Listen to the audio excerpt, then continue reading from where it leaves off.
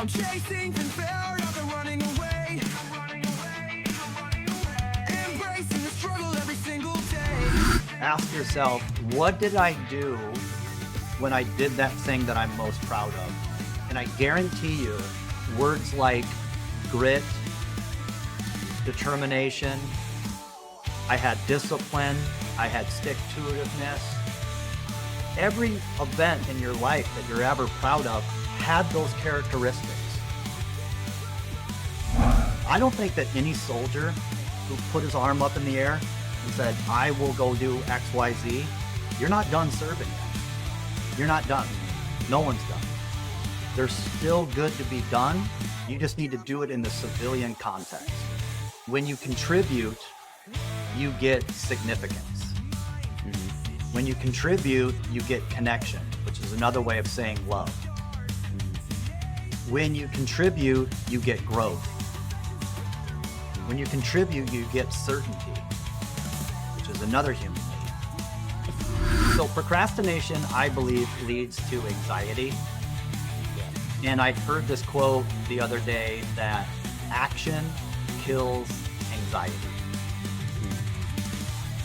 So eventually this procrastination thing is going to fester up to the point where you're like, oh, I got anxiety over this thing, and all I really need to do is just frickin' do it. So does someone who maybe not RFK himself, maybe RFK, I don't know, but someone who is so out the box and willing to put their reputation on the line to do things outside the box, is there any potential to change that Western narrative, Western medicine narrative you just pointed out? Don't you think it's already happening?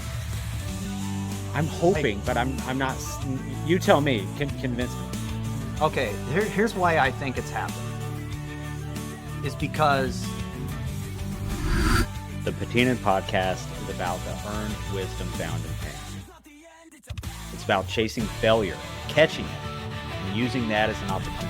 It's about scar tissue to continue. It's about stretch marks and dented fenders and refusing to hide them. It's about pushing our insecurities and shame to the forefront instead of behind us. Instead of seeing rust as something that compromises a structure's integrity, we choose to see it as the grit that builds character. This is the Patina'd podcast. Welcome to another episode of the Patina'd podcast. All right, so I'm really excited for this one. Today we're talking to Chris Giesking. And yeah, I'm excited to have you on, man. I'm excited to kind of hear your story. So Chris is a combat veteran, Army Ranger. I'm a combat veteran as well, not an Army Ranger, but did serve in the Army. And then you're also a certified personal trainer. You got your master's degree in movement, and that's kind of where a lot of your stuff on Instagram is really focused on that, just longevity, stability, mobility, all that kind of stuff. And so we're going to have some conversations around that and general health and all that. So yeah, man, thank you for coming on. Is there anything I missed within the intro? I think that's pretty good. We'll fill in the gaps if I want to brag about myself a little bit more. Yeah, man.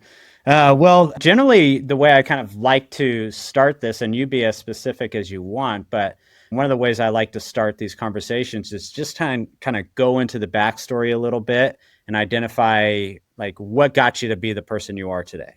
And so that if that's a jumping off point, we'll start there. Yeah. All right. Well, I guess the first thing that pops in my head was kind of childhood. You know, I grew up on a farm in Iowa. And this was kind of like pigs, cattle, corn and beans, the typical northern Iowa farm. And this was, late 80s, early 90s. So I didn't even grow up in a small town. I grew up right outside of it on this farm. And I always wanted to be a town kid, but now I'm looking back on it. I had the best childhood ever. And I think a lot of people crave that. I want to be out in nature. I want to be out in, how would it be out there? I'm not going to get all the benefits of the city. Man, if I would have thought different back then, I would have been like, I should just probably stay right here. But grew up then, lots of fun little stories on the farm, kind of figured out that I liked being outside, and that has driven me to so many different things in my career, including the military. I was kind of hunting when I was a kid, so I got, my dad was somebody that, taught me how to use, a shotgun, and I would go out and hunt pheasant, rabbit, deer, and my brothers weren't involved and they didn't like any of that stuff. And I just took it and went straight into the military after about a year of college and figuring out that college wasn't for me, at least not then, and ended up in basic training in Fort Benning, Georgia. And then What time period were you there in basic? So I actually entered basic training in 1998. Okay. I think I was 20 years old. And that was good for me. I actually had my 21st birthday in basic training.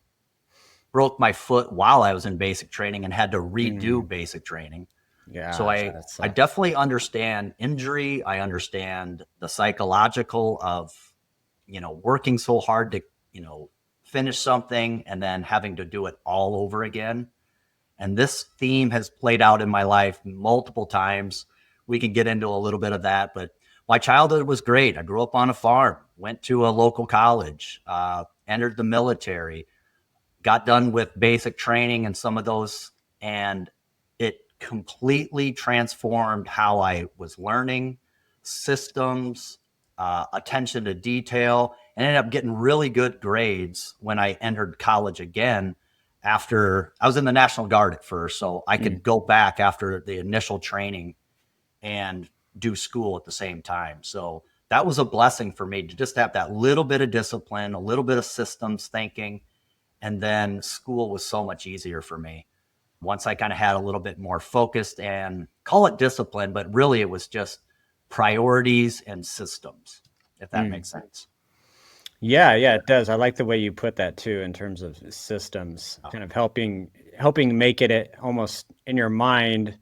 If you tell me to do A, B, and C, I can do that. If you tell me go and do this thing, that makes it kind of a hard thing for me to actually follow through with and be committed to.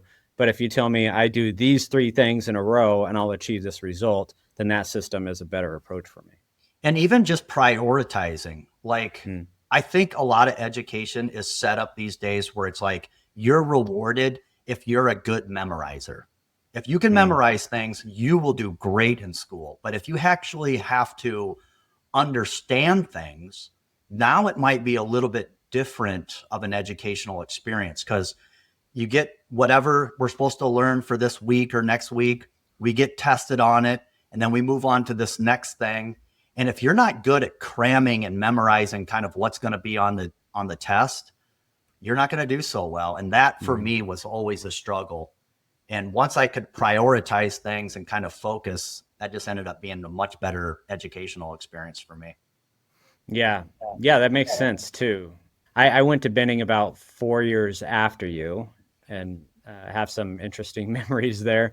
But what was the period like when you got injured? Did they send you back home? Did you just kind of stay there?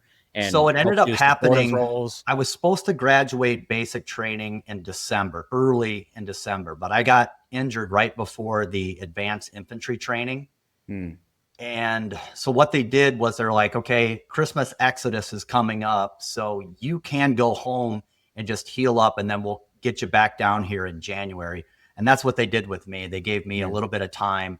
But once I got back, I was still injured. So I had to spend about another month down in Fort Benning at I think I was back at the reception, is where the reception station, the 30th AG, I think it's what it's called. Something like that. Yeah, it was terrible because I saw all these new recruits coming in, and then we were in a separate barracks just for injured soldiers that were going through basic. So I had to spend more time there.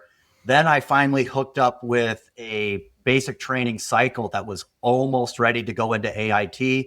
They inserted me in there a week before that, and then I finished out AIT and graduated. And then I went right into air assault school. And I went up to Fort Drum for that. That was really cool. Yeah, that was my duty station, was Fort Drum. Oh, nice. I Yeah, liked it. We went up not into not nice, Canada. very, but you liked it. Well, right. I mean, it's pretty, but it's not nice. I totally get it. Yeah, I remember when there were some Air Force guys that came and did some training there, and they got paid hazard pay for going to Fort Drum. Oh, you guys don't get paid, but you guys, Air Force, since you guys are more of a Yeah, club, yeah, except you're not really in the military, you're a club. Just kidding. yeah, yeah, All you Air Force guys. yeah. They, pretty hilarious when I found out. I'm like, you got this is our home. Like this is this is great for us, and you guys are getting hazard pay for it. But yeah, okay. So how much time did you spend in the service? So 11 years total. So Mm, went back, finished college. I played rugby. It's a huge part of my life. I was always an athlete. I was good at wrestling growing up in Iowa. I was good at football, but not big enough to play, college. But I found rugby. And once I found that, I played a position where you could be kind of small and still be on the field. And we took it, we just happened to have the best athletes that were all like football rejects and wrestling rejects. mm, And the rugby team was comprised of these guys. And we ended up playing for a national championship, mm, D2 rugby against Stanford. I thought they would be D1, but Stanford was D2. We played a national championship my senior year. mm. So I did that while I That's was cool. still in the National Guard, and I would miss all sorts of drills and trainings, and they hated me. I was AWOL a few times, but I was kind of balancing rugby and military and college all at the same time. And then in there was 9/11, and we always thought Mm, we were going to get deployed, but we ended up not even getting deployed until about 2004. They put it out that we would leave in 2005. So we had this huge train up down in Camp Shelby, Mississippi, and the 34th Infantry Division, which is pretty much Iowa, Minnesota, Illinois, Wisconsin, pretty much all the Midwest states. That infantry division got the whole thing got deployed to Iraq. And if you remember right, back in, let's see, 2005 was Hurricane Katrina. mm-hmm. We were supposed to go to Fort, I think, Bragg for our train up, but then they pivoted right at the last minute. And we're like, I think we need to send a ton of money down to Mississippi and some of these areas that were blasted by Hurricane Katrina. So we ended up going to Camp Shelby, Mississippi, and the Mm, place was destroyed when we were there. I mean, roofs were missing, shingles were gone, buildings caved in. So when we got there, it was like the roof is leaking. I mean, I guess we were mm. getting trained for war, but Yeah. it was a mess. So we had to do a lot of building just to the base. And we're like, I thought we were getting ready for Iraq. Why are we doing construction? So had a 6 months train up, and then finally went to Iraq. Let's see, it was 2006 by the time I got there. And I spent 2 years there. We got extended while we were there. It was supposed to be like a 12, 15-month deployment. Ended up being a total of 22 months. Mm. That's So a I felt like I was long active freaking duty. That is a long freaking deployment. Yes. And it was so hard to get that extension because we were already sending stuff home. And then our company commander came up to us one day and he was like, gentlemen, guess what? I got good news and bad news. The good news is we're all going to go home. The bad news is we got to be here for 6 more months. You're like, in that order is how you got to share the information? Yeah. Come on. Yeah. And at that time, there were a ton of people getting injured. I had just Mm, lost a good buddy of mine. He was a roommate of mine. He was killed. mm. And a bunch of other buddies of mine were seriously hurt. We can talk about that later. But yeah, that Yeah. was kind of the, kick in the ass from the Army. Yeah. And I stayed in even after I got back about 3 or 4. I enlisted twice, just did year contract, hoping that maybe we'd get like an Afghanistan deployment. It Mhm. never happened. And then, ended up going to Army Ranger School, got back from Army Ranger School, still thinking, hey, I'm going to get a shot at going to Afghanistan. And it just didn't happen that my unit was going to go. So I kind of was like, all right, I'm 33, 34 years old. Do I want to stay in and stick it out, or do I want to get out and open up my own business and do my thing? And I was just pulled to get out, you know? Mm. So, Yeah. And in terms of Army Ranger school, I mean, the school I'm sure taught you a ton. Was your experience just being an Army Ranger in general? How did that help well, you I developmentally? never served in the battalion. I was waiting Mm. to get transferred there because that was the big thing. It's like, hey, go get your tab.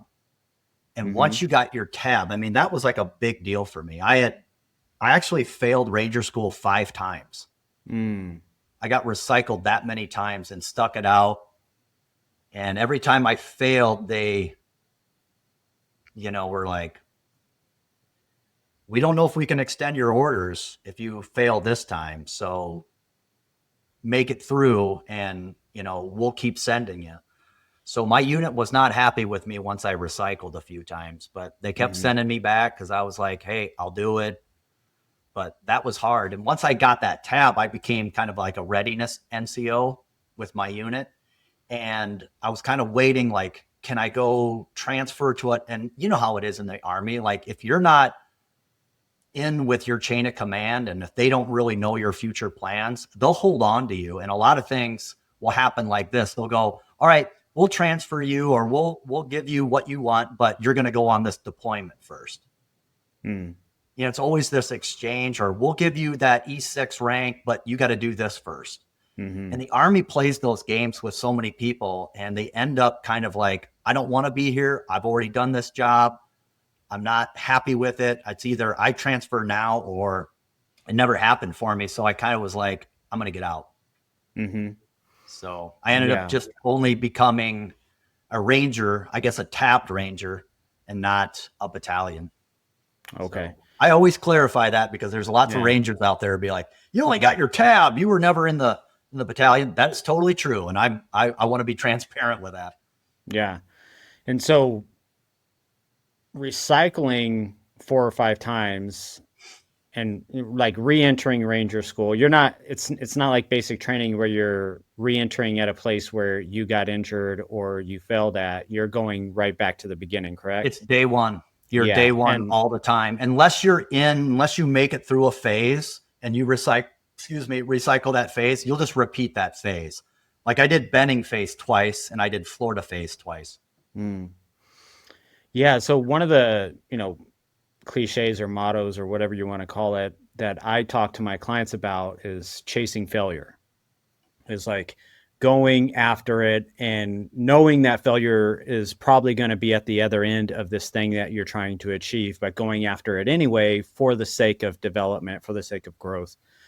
And I could imagine within those cycles of you trying to get that tab that you were searching for, just to be able to convince yourself, I guess if I'm putting myself in your shoes, for me to convince myself that I'm going to start over again at day one, that would be such a huge hurdle.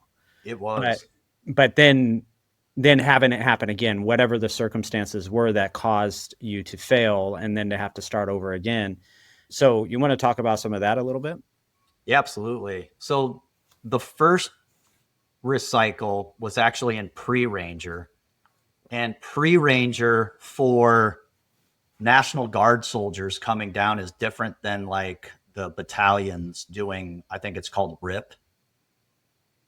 Either way, it's 2 weeks of just an absolute ass kicking.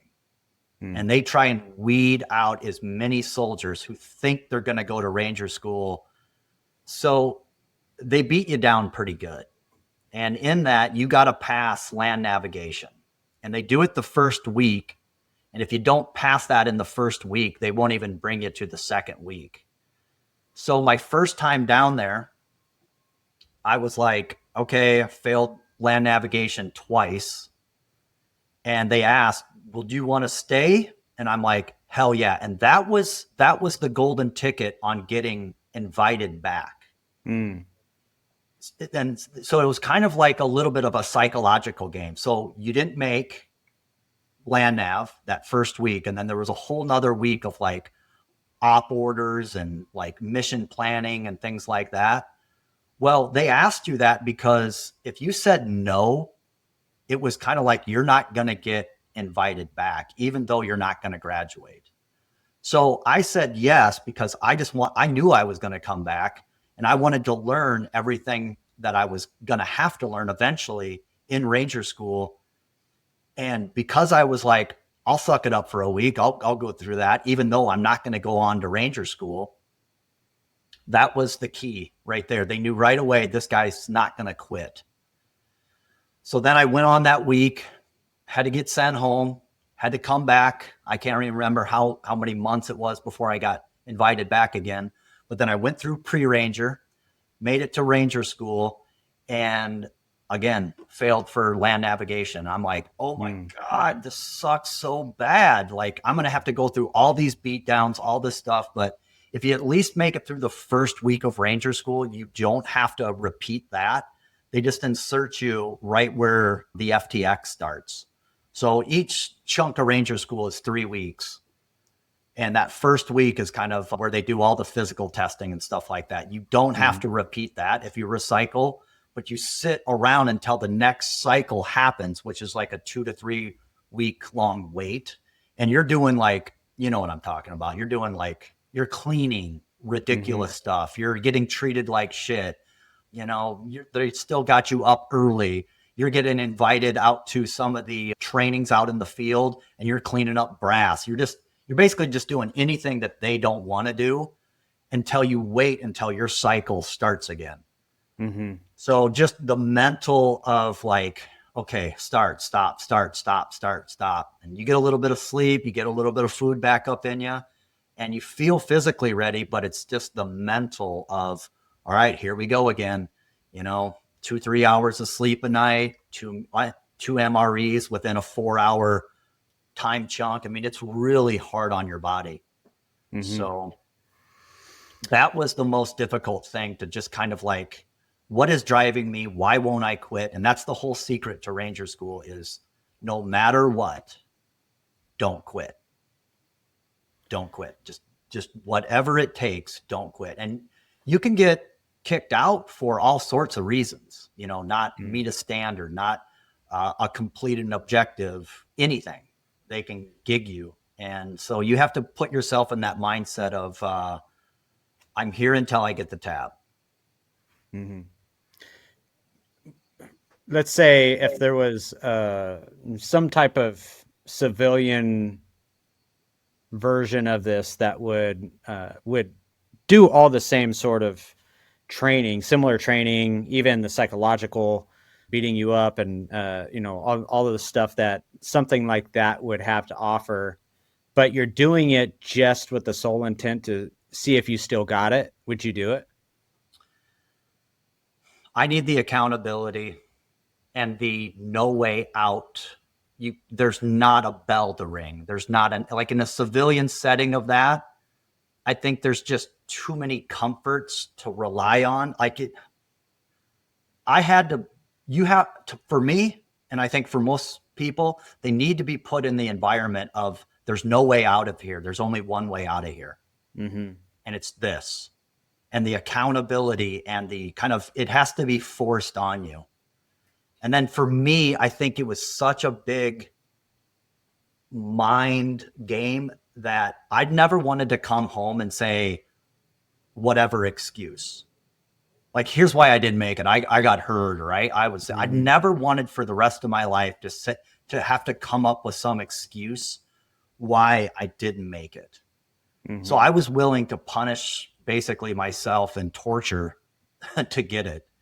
And then one kind of big pull is that buddy that I talked about that died in Iraq. He wanted to be an Army Ranger. And he would talk about being a Ranger all the time. And when he died, for whatever reason, I had promised him, I will go get your tab. I'm going to go get a tab for you. So it was personal. It was all these emotions mixed up. And I had a lot of reasons why I was never going to quit. And I think for a civilian to put themselves into some type of like camp, weekend warrior type of scenario or thing to prove to yourself that you can do it, man, you have to have a lot of reasons to stick in it. Mm-hmm. Like, what's the carrot at the end? What's the reward? Yeah. Yeah. I mean, I don't know. For me, the reward would be just what you said. So like you said, like you never wanted to have that what if regret, you know? And so for me, I I I hesitate to still say I do, but I did for a long time. This sense of like, what if I had really applied myself? What if I wasn't so so avoidant of fear or hard things? What if sort of things? What if I really tried? And so that kind of stuck as this gum underneath my shoe for years, you know. And I don't know, I was just thinking about this as you were talking. I don't know like if that is still there, as much as it does sound kind of fun just for like an experience standpoint to go and get beat up a little bit. And I'm somebody who is going to go and run 100-miler. And I think like when I started taking on 100-mile races and I started doing that, that kind of squelched a lot of that gross feeling of like maybe emasculated feeling of I didn't take this on when I was younger. But yeah, I think for me, the answer to your question would be, if you would have asked me 5 years ago, I would say to scratch that itch, to say, okay, this gum that's underneath my shoe of regret, I wanna know to prove to myself that I could do it. This is playing out in, I think, a lot of young men right now. Is our generation, we had our war. I'm just thinking like kind of broadly here, but we had like 9/11 was a big deal to a lot of people, and it lasted, that kind of that vibe lasted a lot of years. Yeah. And for us military folk that took on that challenge of going after that something hard, we had a lot more pushing us than just like, I don't know, you kind of hear what I'm saying a little bit, like In terms of even just like pride in being an American at that period of time, especially after 9/11, that sense of that like mixed, patriotism. yeah, that mixed with, I want to be pushed so hard that I know I left it all on the table. I left it all out there. And I don't know of anything in my life that's going to push me to that level, but the military or something way bigger than myself. You see what I'm saying? Yeah. And I'm just glad I found it with the military, because I don't think anything else would have pushed me that hard, both mentally and physically, if it wasn't for something greater than myself. Yeah. I mean, I don't know how the emotions were running, but it's just something to think back on. It's like, I was young, I was fit, I wanted to prove myself. I wanted to show not only myself, but my friends and my family that I did it, you know, and that was a dream of mine. Not only, I mean, going to war, but going and, you know, rubbing shoulders with amongst the elite, you know? Yeah. So you mentioned one of the big motivating factors for you was the friend who died. Any PTSD from that, and any kind of what's been the healing process for you, if there has been? So interesting. I've always, like I mentioned, I had good parents, good friends. I had a girlfriend at the time that was awesome at writing me letters and really making me feel close to home. She was always there when I made that phone call back home while I was in Iraq. And that support channel was massive. Massive. I don't think I would have been the same if I wouldn't have had that big time support. And, you know, help me out a little bit with what you're asking for, but yeah. So afterwards, in terms of when when all the action settles down, the dust settles, and were there any thoughts of continued grieving that took place in terms of with your friend, or anything that Yeah. you did in action that came up after the fact that you had to process, that was 6 months later, a year later, 2 years later, Oh started to yeah. come up out of nowhere with you, and then the process of trying to heal through that?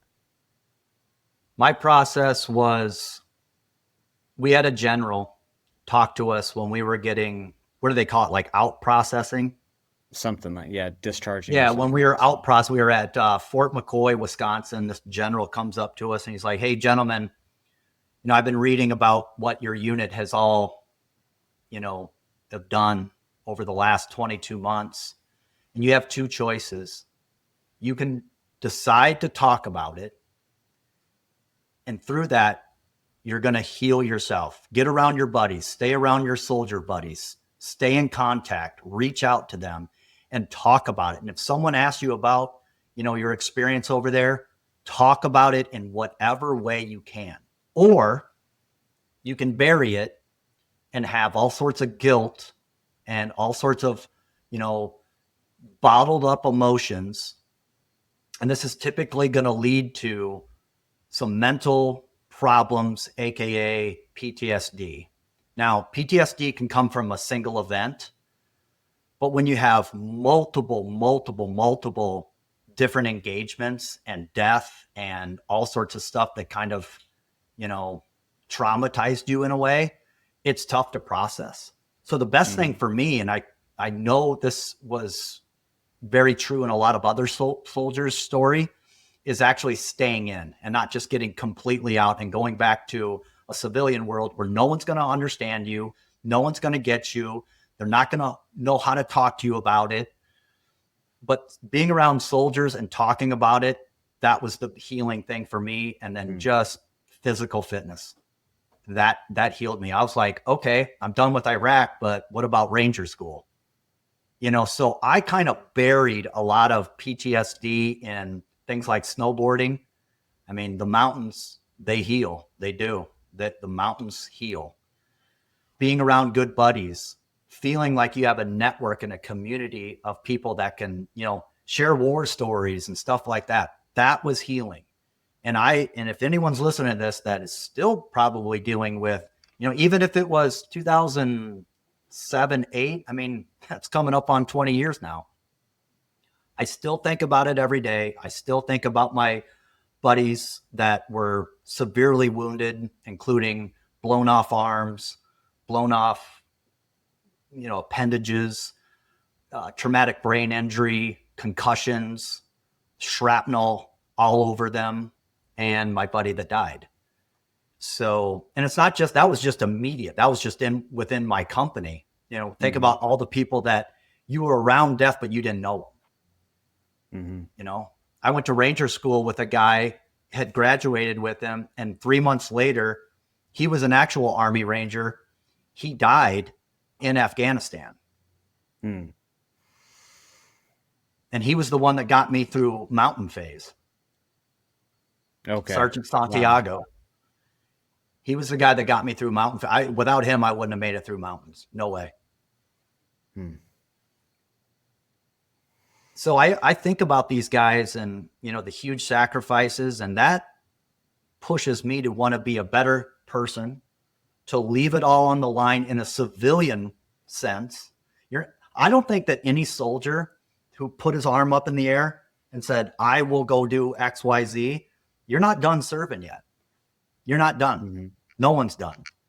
There's still good to be done. You just need to do it in the civilian context. I think that's an important point. So one point you bring up is exercise, which is huge.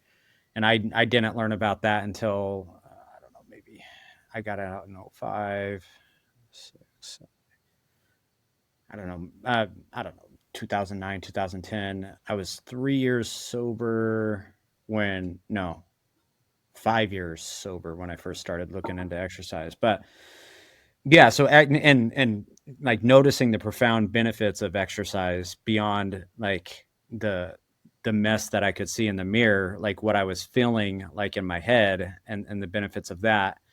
But being of service is something that, obviously people that do these types of gigs, I don't know. I would guess there's probably a percentage of people, and maybe up until recently, and let's say in the last presidential term, that were probably joining for different reasons other than just service. But let's say That's why for it's such the an vast awesome majority, military, is yeah, that there's so many walks of life and everyone joins for like this different purpose. yeah, But once they're there, we're all on Team America, yeah, exactly. you So know? let's say there's a vast majority of people that join with the heart of service. Same as people that do paramedic work, same as people that do police officer work, firefighter work, all of the above. It's this heart of service. And then where a lot of them get in trouble is they don't continue that service. They don't until maybe they wind up in the 12-step rooms of AA, and they're forced to do service because they're told you got to go and be of It's a service. big problem, isn't it? Yeah.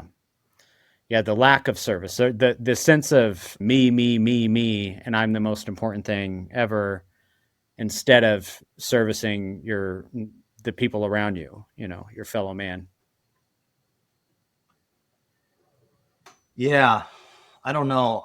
Growing up as a kid, I watched war movies. But then when I actually got to war, it ain't the same. It's not even close to the same. Mm. I mean, the camaraderie that I think movies do sometimes, they can kind of it is a brotherhood. It is like, I'm sure you got buddies that you could call them up right now and be like, hey, what's up, gang? How you doing? Haven't talked to you in a bit. What's going down? Yeah. I guarantee you they would do that. Would they not? Yep. Yeah. Yeah. I have about 4 guys that I call maybe once or twice a year, and it's as if we didn't skip a beat. We just get right into it. I love that. Yeah. That is, you keep those people in your life. Maybe reach out to them more. And, it's reciprocal. I guarantee you they're thinking about you too. But people get busy, people get this. But you have this bond, you have this understanding of, hey, I know your capabilities. I know what you're made of. And if I need you, bro, I know you'll be there. Yeah. Yeah. Yeah. And so, but I mean, one of the things I was bringing up with service was this is a common thread of people that I've talked to on this show and interviewed on this podcast, was almost everyone has brought up service as being one of the tools to help them build resilience, is being of service to other people. For sure. I think that's an interesting thread that's connected throughout the guests that I've had on here. Yeah. And so you're saying service could potentially be one of the avenues, along with exercise, to help with PTSD, to help with the So have you ever heard of the 6 human needs? Is that the Maslow's hierarchy? So the 6 human needs was kind of coined by, who Tony Robbins is? Mm-hmm. Yeah. So he talks about these 6 human needs, but the biggest need that he talks about the most, that brings all of the needs together, is contribution. Mm-hmm. And when you contribute, you get significance. Mm-hmm. When you contribute, you get connection, which is another way of saying love. Mm-hmm. When you contribute, you get growth, which is another human need. Mm-hmm. When you contribute, you get certainty, which is another human need. And then the last one is uncertainty or variety. Mm-hmm. So if you look at all these human needs that we all have, like Maslow's hierarchy need kind of falls into the certainty bracket. Food, water, shelter. I need to know that I have that, right? Variety is just, hey, I don't want to eat the same foods all the time. Significance, people want to feel important. They got to know that what they're doing, am I significant to the world, or my family, or my friends, or my job, all these things? And love and connection is what everyone's always seeking. And then that growth thing is, if you're not growing, you're dying. If you're not getting better at podcasting, or if you're not getting better at personal training or physical fitness, you need to make a change. So then that last one, that sixth human need, is contribution. And that's the master of all human needs. And it's usually the last one, because people are so caught up in themselves. They're caught up in me, especially in this culture that we live in.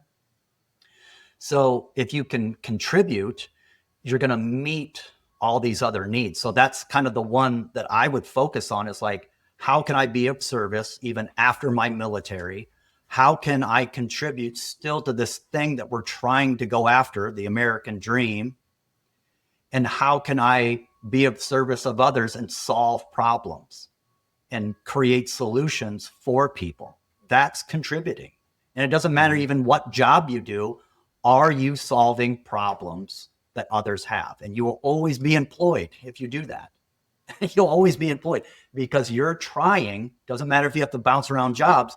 You're trying to solve problems, and that's a service. That's a value. And one of the benefits that seems like you've managed to integrate in terms of contribution or service is doing that as a means for living too, and starting a business and helping people physically. So kind of using that to segue within, the health compass method and these types of things that you're into, and how you're helping people physically get better. You want to talk about that a little bit? So the compass is a easy way for people to understand the 4 pillars of health. So you take your compass, and all I'm saying is N, or north, is your nutrition. All right. Your North Star. You are what you eat. East is exercise. Easy way to, hey, I know I need to move. West is wellness. And that's all up in your head. That's the mindset. That's the kind of mental health. And then south is sleep, where you rejuvenate, you repair, you rebuild, you manage stress. And those 4 pillars are just, hey, where's your compass heading? Where is your nutrition heading right now? Where is your physical fitness heading right now? Where's your mindset heading right now? Where is your rest, stress, and recovery heading right now? And if you just focus on those 4 things, I call it the health compass method. That was born from the military and me failing land navigation 10 times. Yeah. So it had some origins to that, but I just figured, how can I get these 4 things that always pop up into people's heads as, look, just focus on these and then win the day. How do I win today with nutrition, exercise, wellness, sleep? How? What do I need to do? And if I can do that, I can go on to the next day and figure it out, and the next day and the next day. And that win the day mindset is really what I just try and help my clients, my students that I get to speak in front of. I'm working with police departments here in Minneapolis, and I work for a company called Storm Combatives. And they've kind of expanded their reach now to, all right, how can we serve these police departments better? Well, Minneapolis has had a lot of problems with police departments. The George Floyd thing, we've had plenty of riots, we've had all these things. And this wellness piece really hits home with the officers, because they're dealing with a little bit of PTSD. And, figuring out how can they compartmentalize to, like, okay, if I'm going to be an officer, this is my chosen profession. How can I do this with my mind intact, my body intact at the end of my career? And I present the compass to them, and it's just one tool in the toolbox to help them navigate the day. Where does spirituality fall within the compass? You know what? I think it's, sometimes the gym can be the church for people. You know that? But if we look at nutrition, I mean, we break bread, right? We have some type of communion. We have some type of community around food. Food isn't just fuel. It's tradition. It's holidays. It's, bringing people together. Hey, let's go out to eat. I want to get to know you. Hey, let's get lunch somewhere. It's so much more than just fuel. So the mindset, the spirituality can also be in that wellness. I mean, that's where it really comes in. So wellness is a big, big direction, and we can get lost in there for forever. But I just like to keep it simple, just what do you need to do to win today? And if that's getting right with spirituality, and if that's getting right with God or whatever you believe in, then great. I know that's going to produce good work. So I know it's going to produce a good result. Yeah. And then sleep, you could even say, hey, well, that's where I repair my body. That's where I, relieve the stresses of the day. And how can I do that?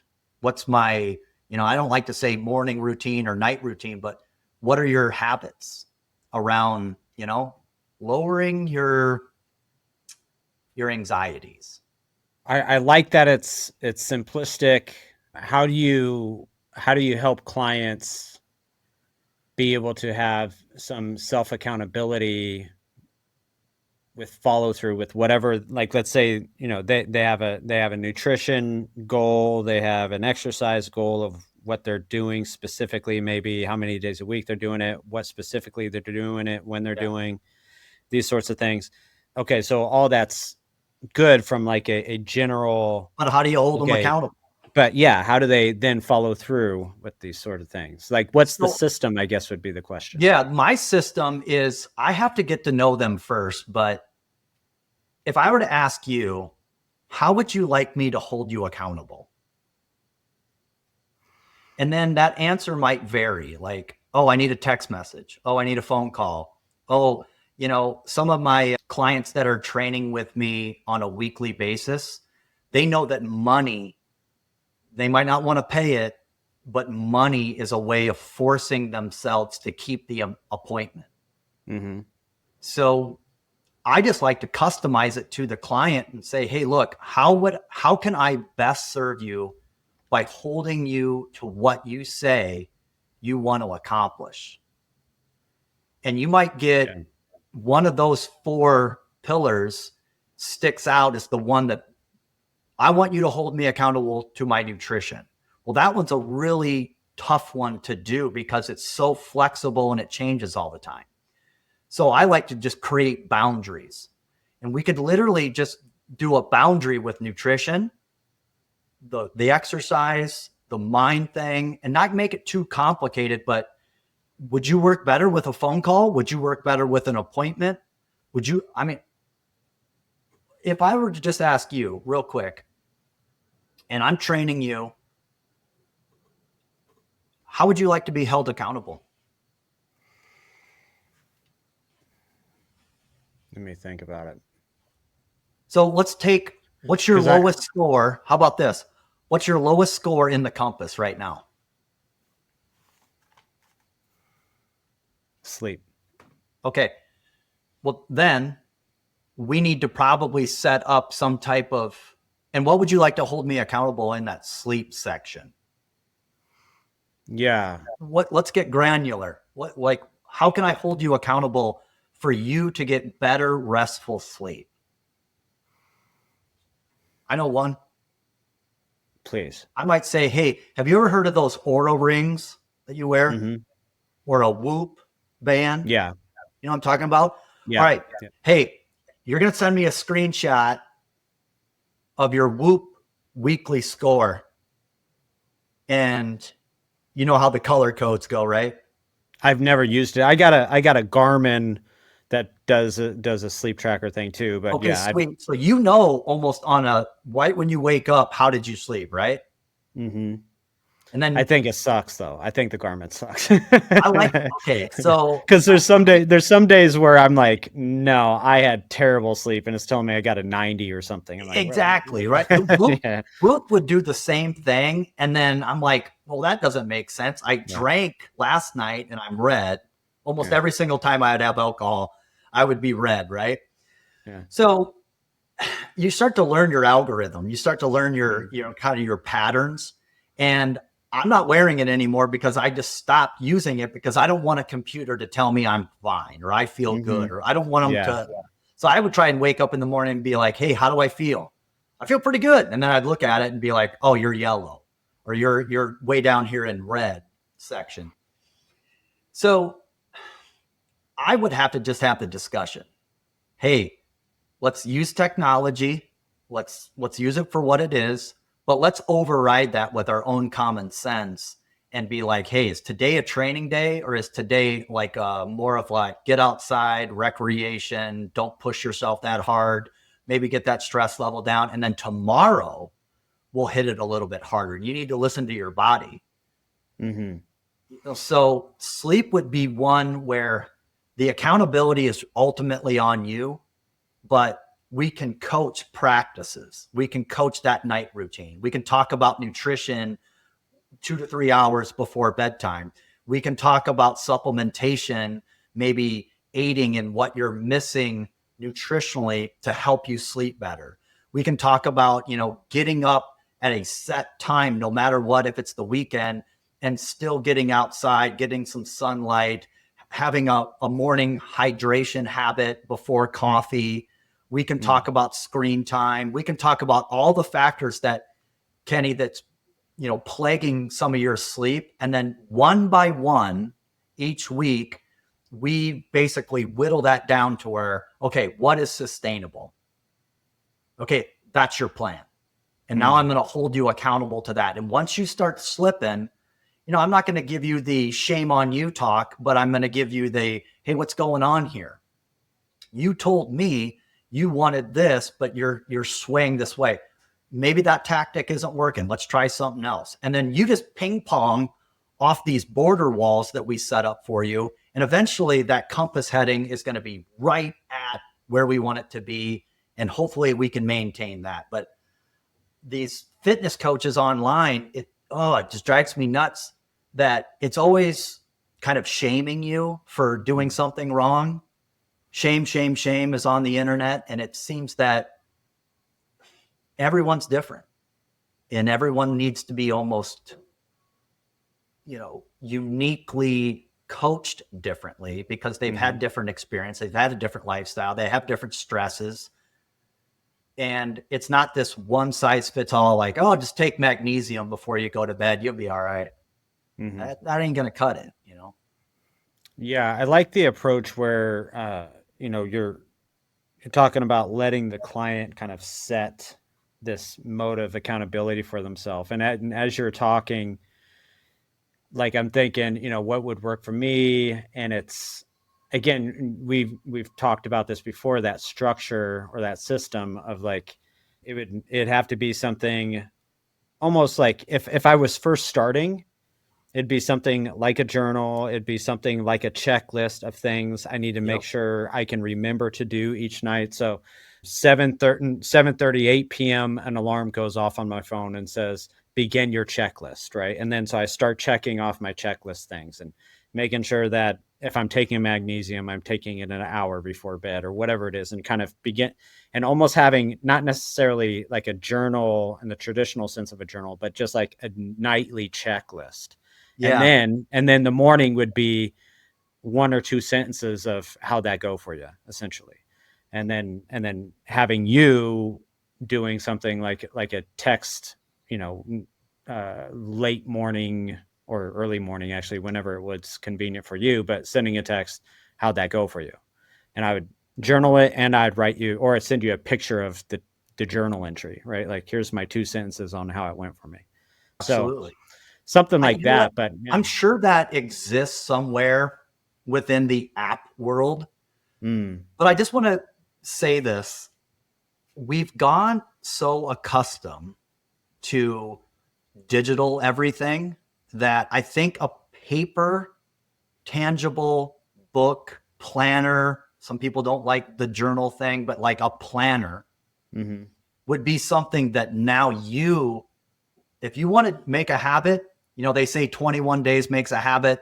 I don't know if the data's good on that, but a string of days in a row where you're consistently doing the thing, I think eventually you take that thing off that list because you're already doing it, and you don't need to be told. You don't have to write it down. Yep. It just becomes like, we're military guys, standards, right? What is your SOP for your life? And I want civilians listening to this to go,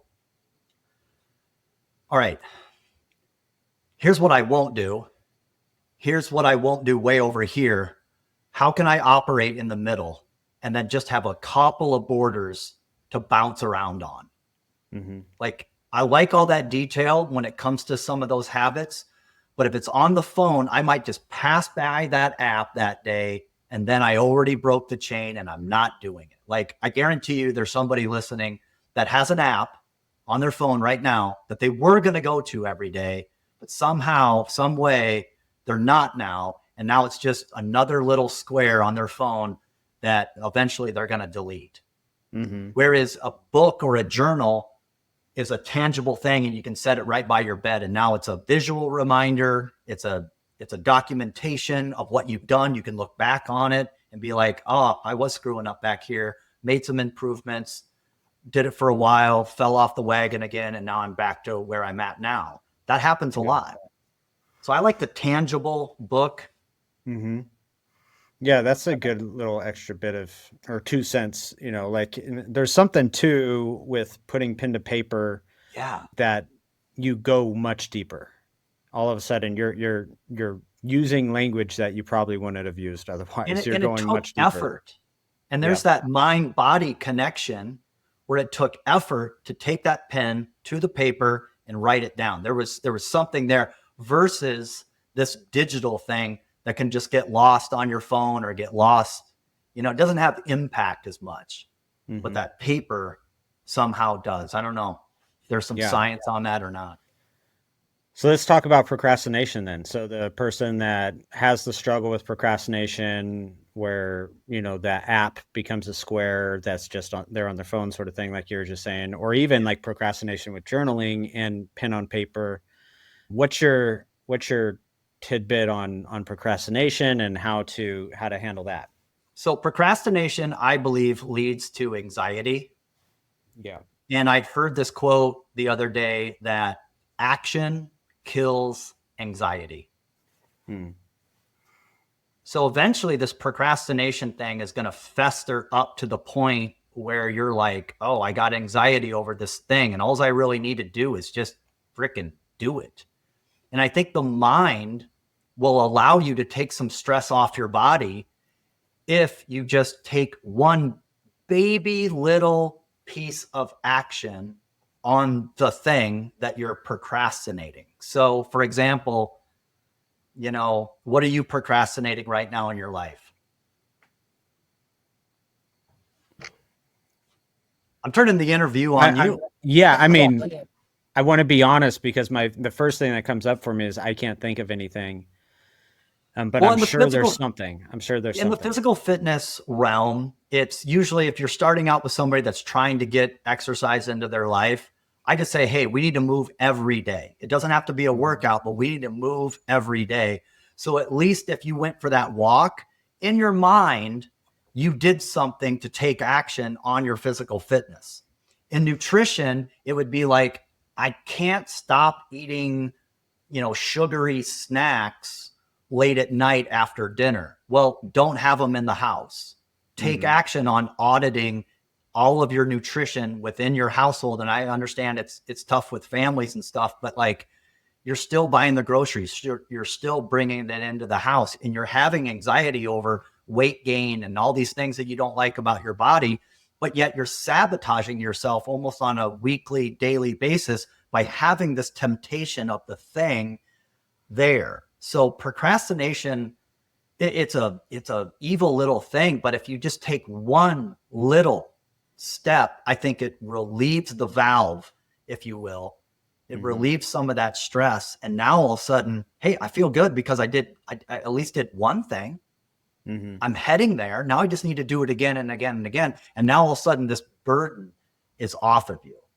And a lot of people are wait until the last minute. They like to be underneath stress. So they operate underneath stress and they get it all done at the last minute, but it's not as good as it could have been or it should have been, all the things. Yeah, I think the answer came up for me again as you're talking. I think the procrastination isn't on big things for me. It's on little things. It's like I want to be in the gym, which is this hot shed that I'm in right now. I want to be in the gym and at 8 a.m. And then 8 a.m. rolls by and I'm on a good article or something I'm reading on my phone, having my coffee. I'm like, I'm just going to keep, I'll, when I'm done reading my article, instead of putting the article down and saying, I'll get to the article later, sort of thing. So it shows up in those little things. I am happy that it's not in big things. And I think in my experience in college, that was probably one of the biggest takeaways for me in college was like, I'm not the brightest guy in the world. I have dyslexia. I have these learning disabilities, reading comprehension disabilities. And so if I'm going to do this and be able to scratch and claw my way through this experience of college, I can't wait till the last minute when the professor gives me a syllabus. I'm going to say, great, thank you for your suggestions of when things are due, but this is when they're actually due for me. And I would set new due dates like 2 to 3 weeks prior, so if there's a big end of the year paper, then I would have it done 2 to 3 weeks prior.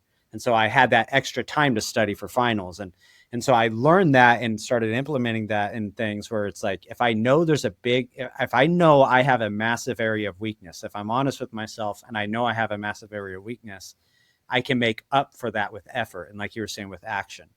And so that's where it did teach me, but I'm not perfect by any stretch of the imagination. Like I said, it makes me think of like this thing that David Goggins would talk about a lot, where he's just staring at his tennis shoes, and he's like just resentful looking at his tennis shoes. Like, I got to put those on and go and run.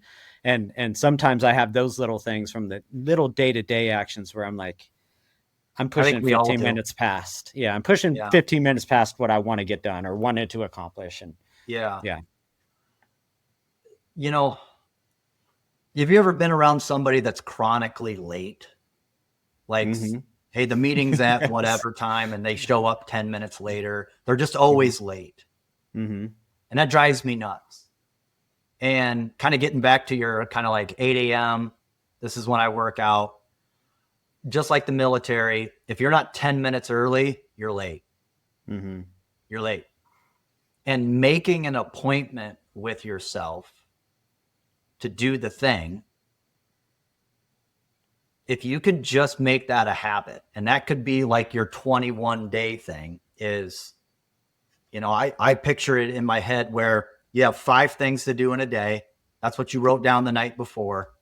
And one of those things was that 8 a.m. workout. And you're going to check it off as I got it done, but it might not be been at 8 a.m. Then you write a small detail of at 7:50, I'm putting on my shit. I'm putting on my stuff. I'm doing the thing of getting ready for the workout. And make that the habit, even if you don't actually even work out at 8 o'clock, because you finally got your shoes on. You finally got to the place where you're going to work out. You started stretching and rolling things out and kind of mentally preparing yourself for the workout. That's a win. You showed up. And that's my little trick around that stuff. It's like, okay, I have to make the appointment with myself to force myself to do this. And when it's done, it's done. I'm relieved. Yeah. It's something, so I call it grace and boundaries when I'm working with my clients. And so they have these standards and objectives, and the objective will be more like you're saying, like the list of things that they wanted to accomplish. But in order to maintain consistency, I'll tell my clients, you need these grace and boundaries. And so boundaries comes in 2 forms. One is rigid and one is flexible. And so think of the rigid boundary as being like, okay, I'm not going to sleep around on any other woman. I'm only going to sleep with my wife. I'm 18 years sober now. I'm not going to use any mind altering drugs. That's a rigid boundary. But most of the boundaries are going to be boundaries that are flexible, where they're, think of it as a guardrail on a highway from point A to point B. It's a bungee cord, enough so that you can push up against it, but you end up landing back in place, back on the trajectory that you wanted to go. And so that might look like, from a boundary perspective or from an objective perspective, I'm waking up this morning and I want to get in deadlifts. Okay. And then I wake up in the morning and then my back is stiff. I'm like, well, I could be rigid and get my deadlifts in and injure myself, or I can offer myself some grace, be flexible with that boundary, go in, do some stretching, like do specific work around the back twinge that's going on. And I'm still able to uphold the main standard, which is why was I doing it in the first place, was because I want to be somebody that takes care of themselves physically and somebody that's well, somebody that's healthy. And so I'm still meeting that standard, even though I had to change the objective. I had to change it just slightly enough so that I can push up against that bungee cord and stay on course. That's perfect. And I think I'll just call people aging athletes, that method. I'll raise my hand on that. Yeah, right. That method has to be understood by your clients. Is, look, I understand that we're following this program and bench press or deadlifts came up on Monday or whatever it is. But once we go through your warm up and you find out my back is super stiff, it's probably not in my best health today to go through heavy deadlifting. But what I can do is do that hinge pattern and mobilize all the joints, all the muscles that are leading into the low back and hip. And now I'm hinging, but I'm not hinging with barbell heavy deadlift. I'm deadlifting with my dumbbells or bands or body weight balance on a single leg, doing that hinge pattern, which would be deadlift movement. But I'm gonna come out of this tomorrow where I feel good, and then I'll hit those deadlifts later on in the week or when, hinge pattern comes back around. Yeah, exactly. So that being said, one of the things for me, what I've been going through, I completely ruptured my ACL in September. And so this is fresh. No, so I mean, yeah, last September. So 24 or 20? 24. So yeah, so what, 9 months ago or something. But so completely tore it in jiu-jitsu, and then I think I'm not sure if it was the actin or if I had some kind of pre-stuff in there. I couldn't tell what was going on in there because I had completed a 100-miler like 3 weeks before that. So I'm not sure if I had some micro fracture stuff going on, and then jiu-jitsu just kind of finished her off. But anyway, so I have this, and I can talk more about this here maybe with one of the later questions, but I had this pretty, what some doctors would refer to as a miraculous healing, where an ACL doesn't grow back on its own, a fully torn one anyway, and mine did with some help pharmaceutically. But what I'll say is, through that period, especially over the last 4 months, I've noticed just like this kind of blah, and I'm still going to go into the gym.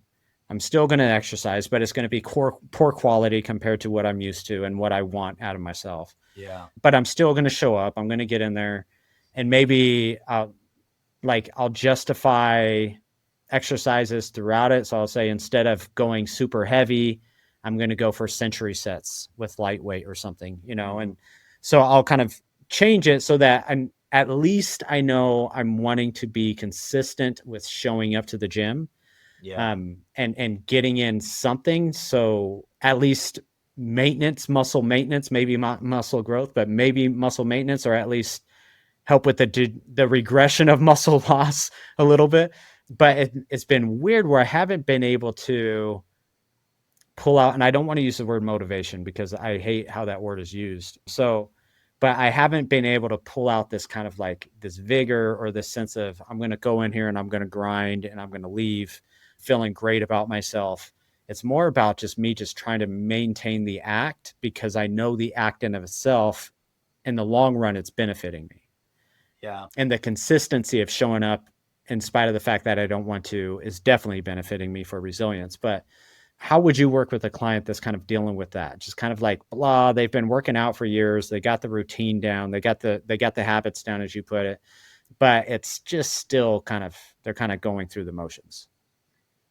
I have been known to switch things up completely Mm-hmm. just to get you back to that. I want to be here and I want to, take risks scenario. Like when you're injured, no one gives enough credit to the mind and the psychology of coming back from an injury, because secretly in the back of that athlete's mind is, I don't want to get hurt again.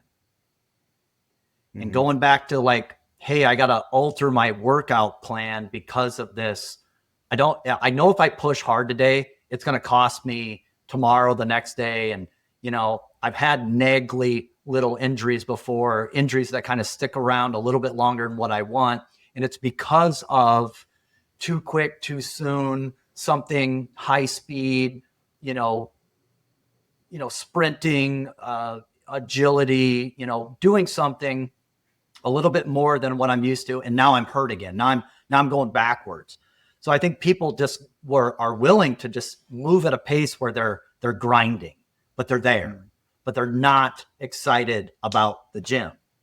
Mm-hmm. And that is where I love the seasons. So think like, we try and eat seasonally, right? These foods in the summer, these foods in the winter. What if you brought your training mind to that same mindset where this season I train like this season I train like that. So we're going into the summer here. You want to be outside. This is a perfect time to, I don't know what you like to do outside, but like you're going to bike and the next day you're going to ruck march. Those are two great exercises for that knee and ACL rehab. Then I'm going to do what I can with different speeds and tempo on my run day. So I might get on one of those nice treadmills where it's kind of curved, the air runners, and I can sprint on that. And I can do that for 10 seconds, 15 seconds. So I got my sprinting in, I got my fast twitch muscle fibers in, and we're done.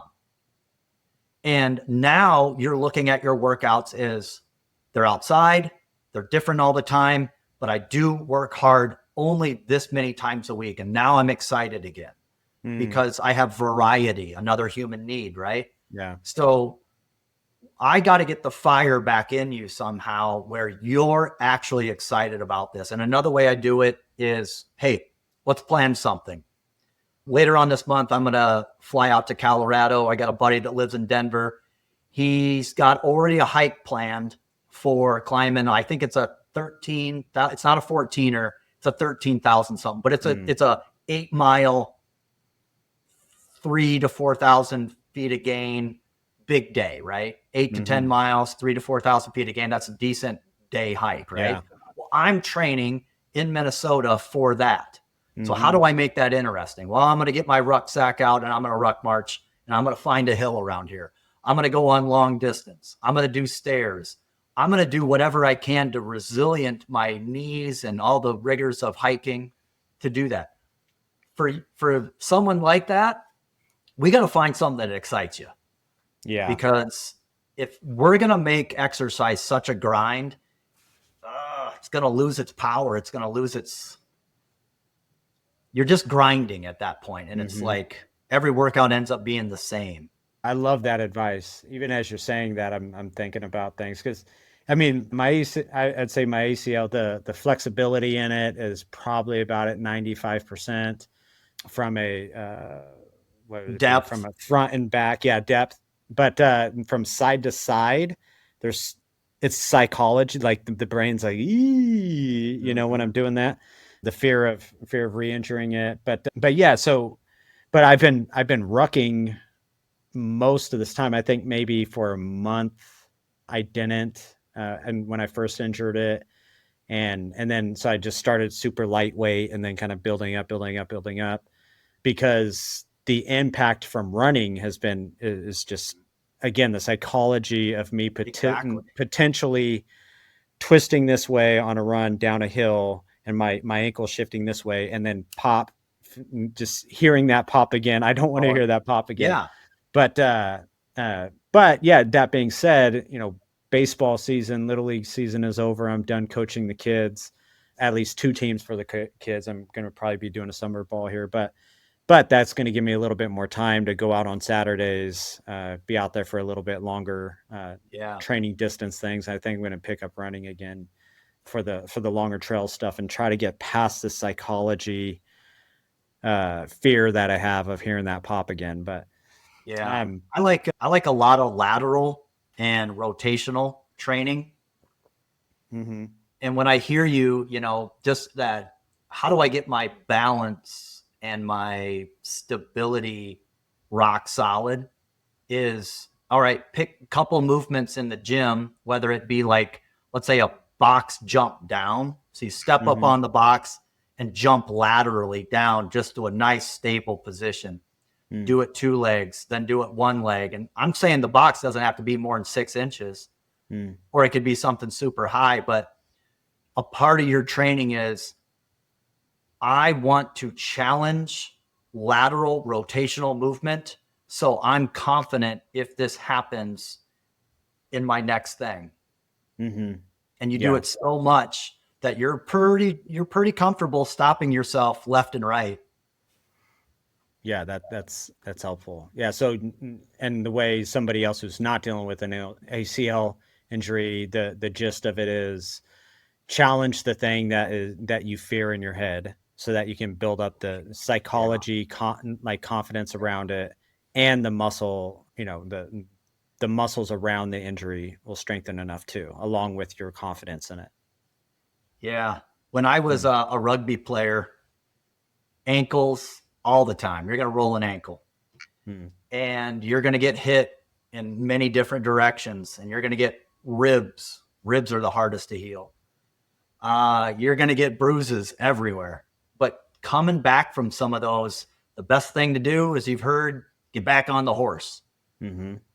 Just once you're ready, once you're cleared, you do a smaller version of that, but you get back on the horse, and you do it almost immediately and forced. I've injured myself plenty of times snowboarding. And the best thing to do is, even if you're not feeling it, strap on that snowboard, find an easy hill, and just make turns. And just get that confidence back of, like, okay, we can do this. I'm not jumping off jumps, but I am making some nice turns. All right. Okay. And that grows. And then you start to get a little bit more confident. And then you fall that one time, and you're like, oh, that wasn't so bad. I'm not hurt. I'm good. All right. And then the mind is healing from that. The mind is saying, okay, you are strong. You are this, you are that. Let's bump it up a notch. And then all of a sudden you're right back to where you got injured. And now you have this kind of like tactic to kind of like, don't go crazy. Don't go anything stupid, but we're out here. We're doing it. We talked about nutrition. We've talked about this wellness. I had kind of mentioned in there for a second, pharmaceutically, I took some things. No, it was peptides. So BPC 157 and TB 500. Yeah. BPC 157. Yeah. I've heard a lot of good things about that. Yeah. Pretty shocking results. It's I was supposed to, and the injury happened in September. I was supposed to have surgery in December because, and I went from the VA to private insurance because I wasn't happy with the VA. And Imagine then, that. and then the private insurance said, well, it's going to cost you $5,500 to do the surgery for your ACL. I said, I guess I'm going back to the VA. Pause. I went back to the VA and talked to the new doctor into doing a new MRI, because I'm like, I'm pretty sure that it's healing. And I didn't tell the doctor that since November, like either late October, early November, I started taking this Wolverine blend of peptides. And in October was when the FDA made it basically you can't access this stuff anymore. So anyway, found a source, a good clean source through much research, and then started taking it then. And I noticed like the thing with ACLs is you don't, like, for me anyway, I didn't notice pain until I forget that there's something wrong and I would do something stupid. Like get out of the car and then all of a sudden, crap, like what did I just do? Yeah. But like otherwise I'm not feeling pain throughout the day. And then so I'm like, I'm pretty sure it's getting better. Talk to the doctor. Hey, can you please do another MRI? I think it's getting better. I think she kind of rolled her eyes at it and then did the other MRI. And sure enough, went from like the first MRI, you could see this like almost like Milky Way, hazy thing where the ACL is supposed to be. And then on the second one, you can see a vivid white line, which is like, holy cow, like that. And the doctors were pretty shocked by it. It's a really cool experience. That's cool. Yeah. And so having that happen without surgery was because I was in a rock and a hard place with the surgery, because the two choices is they have like the two main options that they give you is one is the cadaver, which is for older people that aren't going to exercise very much, which age wise I fall into, but I don't fall into the being lethargic or not exercise. And then the other one was like taking from your body, from your hamstring. And there's a couple other options, but that's for the problem with that. That's for young athletes, but it's easy to re-injure and re-tear that for whatever reason. So like these two options don't, like I fall in the middle of these two options, like I want the longevity of the thing to re-tear, but also I want to be active still and sort of thing. So being able to push that off and not have to do that surgery was huge. It's just massive for me. Yeah, very. So, yeah. So having given that background on it, like I can't understand why there is something like this there medicinally for people to take, and that's not the first option that's given to people from doctors. Oh, and it's I'm not always Western medicine, pharmaceutical. Yeah. Let's do surgery first, Yeah. because that pays us. That pays the thing. Mm-hmm. And all these alternative solutions, oh, we don't have funding for that. It's not FDA approved. It's there's not enough evidence-based, research done on it. I get it.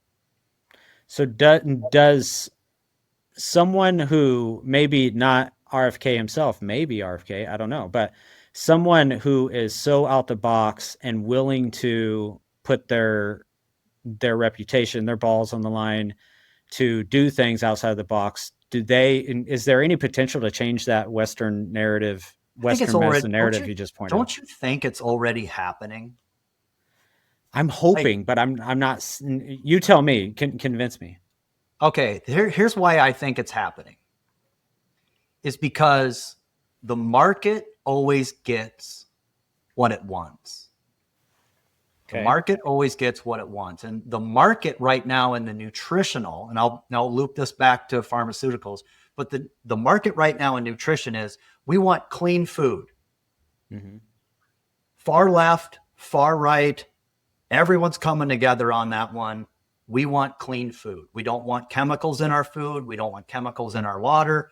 We don't want any of this. We want to eat as healthy as we possibly can be. And we're sick and tired of trusting the guys that have told us forever that, oh, it's not that, it's not this. Well, we have data to support that there are, rises in diseases, immune diseases all across the board.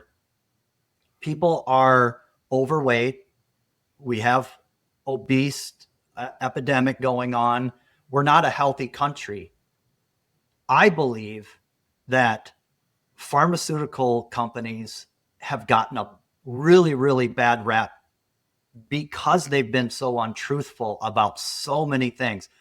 Do we need them? Absolutely. Do we need all these medicines? Absolutely. Do we need certain vaccinations? Absolutely. All the things, but you guys have lied too many times and you've broken the trust. Mm-hmm. And I think that trust, both in the food industry and the big pharma industry, is at an all-time low.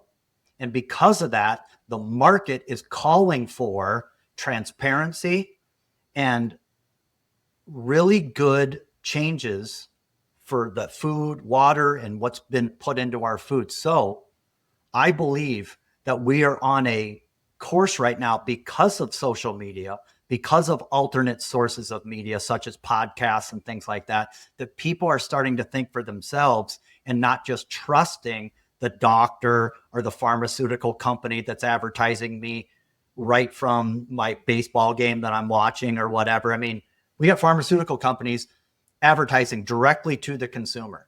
Mm-hmm. That's not right. That takes away the doctor even having a relationship with the patient at all, because the patient comes in and goes, hey, I want XYZ because I saw it on this commercial. Well, then the doctor's kind of like, well, you don't really need that. What you actually need is this and this. That's not why I came in. I want this. So now they feel obligated to kind of give them that. And we got this runaway train. And I think we're just seeing way too many problems with health that the market is going to eventually say, wait a minute, we want this, this, this, and this, and we're willing to pay for it. Yeah, I hope you're right, Chris. I hope you're right. I like, because I do see, like, for me, I've heard from people, let's say actually I've heard, as much as, like you're saying, people are coming and meeting in the middle and saying, yeah, we agree. We want this stuff out of our food and we want whole ingredients and all this stuff. There's also people on both sides saying, no, don't touch my stuff. Keep it the same. Like, I don't want your input. I want to keep, don't tell me what to do. What I want to say about that is I'm all for McDonald's. Great. You guys offer a product and you guys should be able to sell your product. Yeah, now, of course. If you could possibly just take out these proven bad ingredients, that'd be great for everybody, because I didn't have a chemistry degree before I went to McDonald's. I didn't know that was bad for me. I just wanted to go to your establishment and have a quick little burger. Mm-hmm.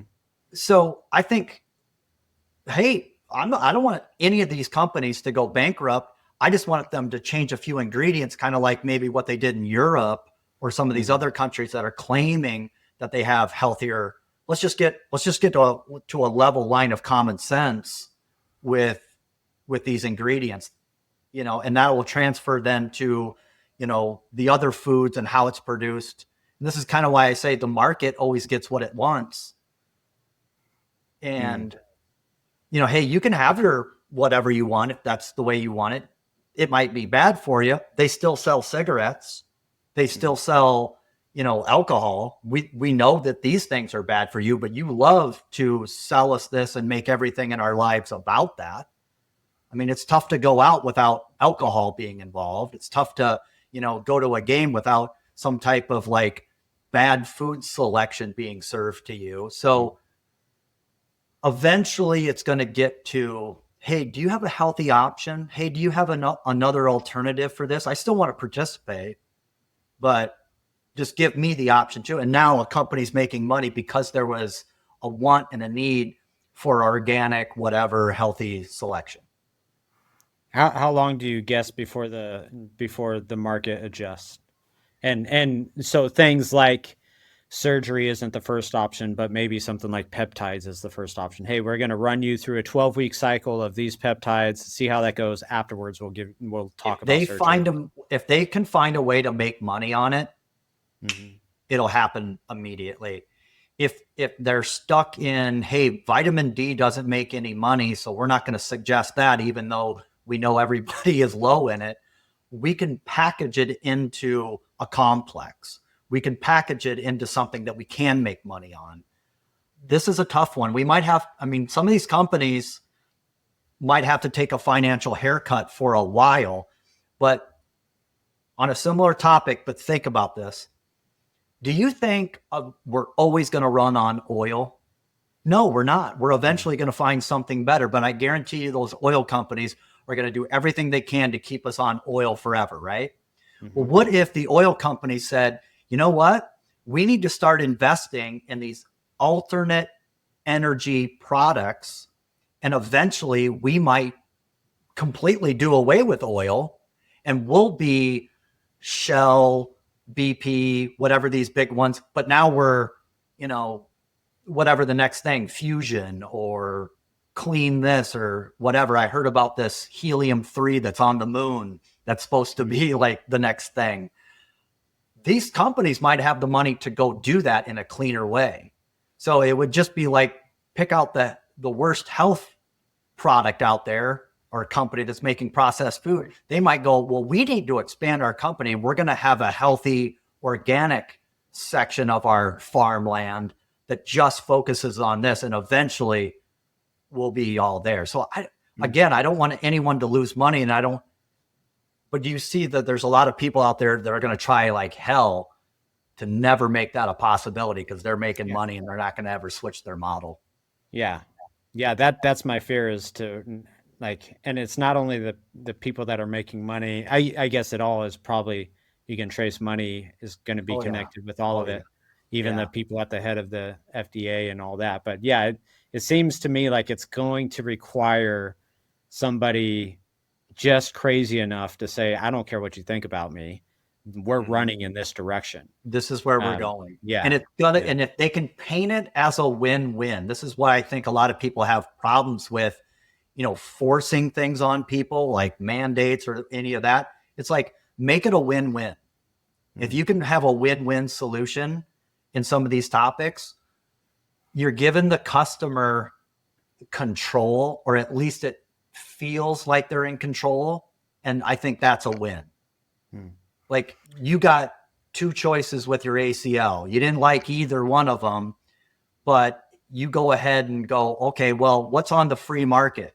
Well, BPC 157, that's on the free market. Collagen is on the free market. Okay, great. Well, let's do BPC 157 and collagen and the rest of my supplementation, AKA protein, creatine, whatever is going to get me stronger. And now when you go back to doctor, you go, well, I don't even know if we need to do surgery at all because you're healing this on your own. Whatever you're doing is great.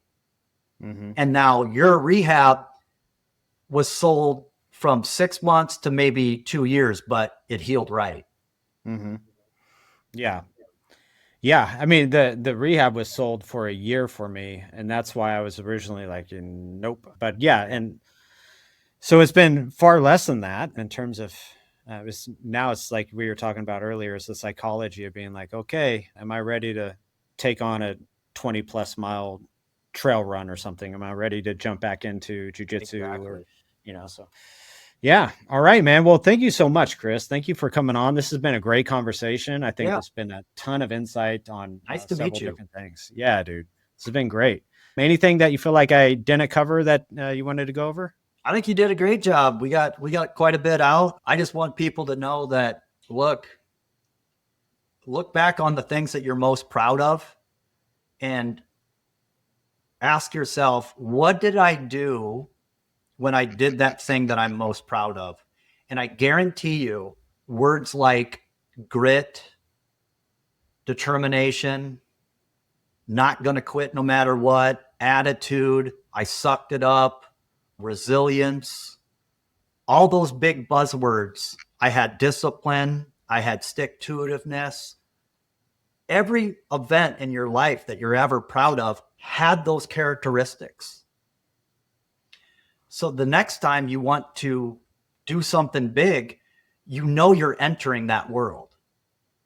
And you got to grit through it. You got to push through it, because eventually you're going to be proud of yourself, just like you were in all those other things of your life. Because you demonstrated to yourself those things. Yeah, I think that's a perfect way to end this. Thank you so much, man, for coming on.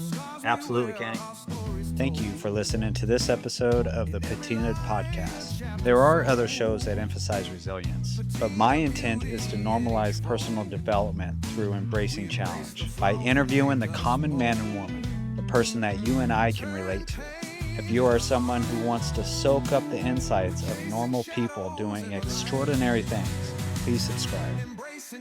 If you know somebody who is overwhelmed by fear and complacency, please share this podcast with them. I'm your host, Kenny Hill, and I run a private practice near Sacramento, California called Recovery Hill. My website is in the description tab along with my social media links.